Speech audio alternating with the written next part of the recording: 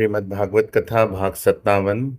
नमोस्तुते व्यास विशाल बुद्धे फुल्लारविंदाय तपत्र नेत्र येन त्वया भारत तैलपूर्ण प्रज्वालितो ज्ञानमय प्रदीप्त।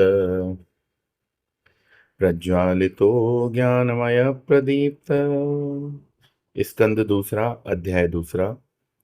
भक्ति योग के द्वारा परमात्मा को प्राप्त करने की प्रतिक्रियाएं बताने के बाद सुखदेव जी दूसरे अध्याय के 19वें श्लोक से योग मार्ग की पद्धति बताते हैं। षट चक्र भेदन की बातें और उनका इनका अभ्यास कुशल गुरु के व्यक्तिगत निर्देशन में ही किया जाना चाहिए। केवल पढ़कर नहीं, इन क्रियाओं का अभ्यास आरंभ करने से पहले कुछ मूलभूत बौद्धिक रूप से समझ में आनी अत्यंत आवश्यक है। सबसे मुख्य बात तो यह समझ में आनी चाहिए कि भौतिक देह तथा पंचकोशों से भिन्न हूं। मैं भौतिक देह तथा पंचकोशों से भिन्न हूं। मैं इनके कारण जिंदा नहीं हूं। इनका अस्तित्व मेरे कारण है। यदि हमने अपने आप को देह मान ही लिया है तो फिर इस प्रश्न का आधार ही कहाँ रह गया कि मैं कौन हूं। अतः यह धारणा पक्की होनी चाहिए कि मैं इनसे भिन्न हूँ और केवल इनसे अपने तादात्म्य के कारण ही इनके क्षेत्रों में आता जाता रहता हूँ और अच्छे बुरे अनुभवों को भोगता हूँ। अब मैं इनसे ऊब गया हूँ और इनसे बाहर निकल जाना चाहता हूँ। ऐसे साधक के लिए ध्यान की प्रक्रिया का वर्णन करते हुए सुखदेव जी कहते हैं कि साधक योग्य प्रकार से आसन लगा ले, फिर बाएं पैर की एड़ी से गुदा को बंद कर दें। इस क्रिया को बंध कहते हैं। इससे अपान वायु के निकलने का स्थान बंद हो जाता है। हमारी पूर्ण शक्ति गुदा द्वार और जननेंद्रियों के बीच मूलाधार चक्र में 3.5 वलयों में बैठी हुई होती है। इसे जागृत करने के लिए उन प्राणों का दबाव डाला जाता है। पूरी सांस ले लें, फिर दीर्घ ओंकार ध्वनि द्वारा मूलाधार चक्र पर प्रहार करें। इससे मूलाधार चक्र में स्थित कुंडलिनी शक्ति विक्षेप रूप को प्राप्त होती है। इसे स्वादिष्ठान चक्र में, फिर नाभि स्थित मणिपुर चक्र में, फिर वहां से उदान वायु का सहारा लेकर हृदय में स्थित अनाहत चक्र में, फिर कंठ में स्थित विशुद्ध चक्र में ले आएं। इसके बाद 2 आंखें, 2 कान, 2 नासिकाएं तथा मुख, इन 7 छिद्रों को बंद कर दें। फिर प्राणवायु को भौहों के बीचों बीच स्थित आज्ञा चक्र में ले आएं। यहाँ आने के बाद 2 विकल्प हैं, सद्योमुक्ति या क्रमोमुक्ति। यानी हम सीधे परमात्मा में स्थित हो जाना चाहते हैं अथवा पुनः इस लोक में वापस आना चाहते हैं तथा अनुभव ग्रहण करना चाहते हैं। यदि सद्योमुक्ति चाहते हैं तो आज्ञा चक्र में प्राणवायु को स्थिर कर घड़ी 2 घड़ी शांत रहें। इससे छोटी मोटी आकांक्षाएं होती हैं तो वो निकल जाती हैं।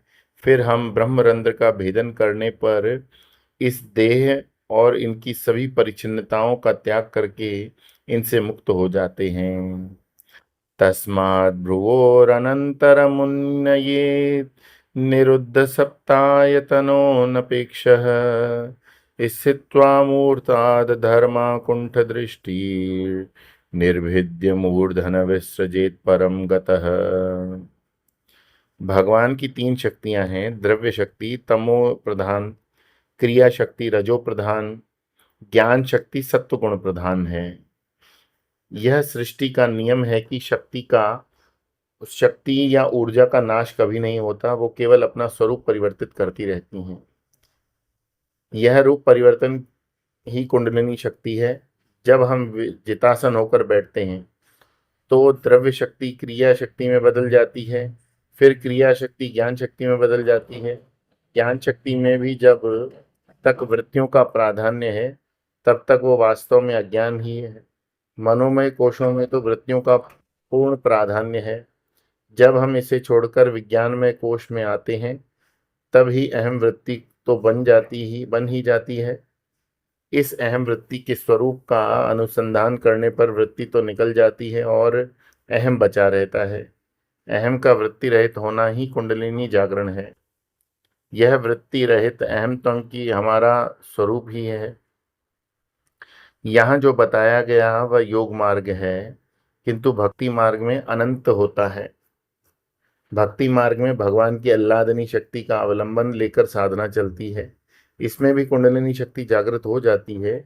इसी को लेकर भक्त की सभी कामनाएं और संपूर्ण संकल्प पूरे होने लगते हैं। जो ज्ञान मार्गी हैं वे ज्ञान शक्ति का सहारा लेकर साधना करते हैं।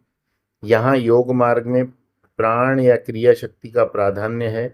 हम कोई भी मार्ग अपनाएं, किसी भी शक्ति का आधार ले लें, मूल प्रयोजन यही है कि अपने अपने में परमात्मा की अनंत शक्ति को पहचान लें और उसमें ही फंसे बिना उसके ऊपर चले जाएं। वह सद्य मुक्ति है, यानी इसी क्षण मिलने वाली मुक्ति। लेकिन भगवान की माया ऐसी है कि संत कबीर तक कहते हैं कि अवधू माया तजे न जाई। वे कहते हैं काम को त्यागा तो क्रोध ने पकड़ लिया, क्रोध को त्यागा तो लोभ ने पकड़ लिया, लोभ को त्यागा तो अहंकार चढ़ गया, अहंकार चढ़ता है तो मान और नाम में फंस जाते हैं। फंसने का एक और भी तरीका है, दूसरे का भला करने का रोग लगना। जब भगवान कृष्ण दुर्योधन का भला नहीं कर पाए तो हम क्या किसी का भला कर पाएंगे? यदि कोई बदलता या सुधरता है तो इसलिए कि वो स्वयं उसने परिश्रम किया, निर्णय लिया। लेकिन हम दूसरों को सुधारने के संकल्प के द्वारा मोह माया से जकड़ जाते हैं। जरा विश्लेषण करें कि राम आए, राम राज्य स्थापित किया, आज कहाँ है उनका राज्य? कहाँ है श्री कृष्ण की द्वारका नगरी? हम में से कितने लोग हैं जो 5-6 पीढ़ी के परदादा दादी का भी नाम जानते हैं? जिनके बारे में जानते नहीं उनके बारे में कोई संकल्प आए? क्या उनका होना न होना आज हमारे लिए कोई मायने रखता है? फिर भी हम सोचते हैं कि हम दुनिया में रहकर ही ये करेंगे वे करेंगे। जब तक ऐसी इच्छाएं बनी हैं तब तक समझ लो कि जगत में और धक्के खाने का प्रारब्ध बन चुका है। तात्पर्य यह है कि बहुत लंबे अरसे से निष्ठापूर्वक साधना करने वाले साधक के अंतःकरण में देह त्याग और परमात्मा के लीन होने की इच्छा होती है। यह आवश्यक नहीं, योग मार्ग के साधक की भी इच्छा हो सकती है कि वो विभिन्न लोकों में विचरण करे, सिद्ध पुरुषों के साथ सिद्ध लोक में रहे, उसे अष्ट सिद्धियां प्राप्त हो जाएं। ऐसे साधक के लिए क्रम मुक्ति का मार्ग सुखदेव जी बताते हैं। जगत में सब कुछ भोग लेने के बाद हम में सूक्ष्म जगत के भोगों की आकांक्षाएं बनी रहती हैं। भारत में रहकर मजे से माँ के हाथ के बने हुए बढ़िया पराठे खाता पीता व्यक्ति अमेरिका जाने के लिए लालायत रहता है, जहाँ मशीन से बना पिज्जा आदि मिलता है। सद्य मुक्ति तो तब होती है जब अंतःकरण में सभी कामनाओं का निराकरण हो जाए। लेकिन विभिन्न लोकों में विचरण करने की इच्छा है तो चक्र कुंडलिनी शक्ति को स्थापित करने के बाद मन और इंद्रियों का त्याग न करें, क्योंकि उनके बिना कामनाओं की पूर्ति कैसे होगी। लेकिन इस क्रिया से योगी का देह अत्यंत सूक्ष्म और वायु के समान हल्का हो जाता है। वह योगी सुषुम्ना नाड़ी के द्वारा पहले ब्रह्मलोक में, फिर वहां से आकाश मार्ग के द्वारा अग्निलोक में चला जाता है। उसके ऊपर शिशुमार नाम का स्थान है। वहां जाने के बाद योगी उस स्थान पर पहुंचता है जो पूर्ण ब्रह्मांड का मध्य बिंदु है।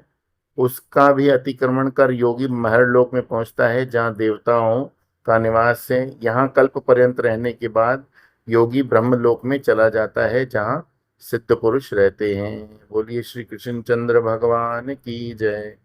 श्रीमद् भागवत महापुराण की जय।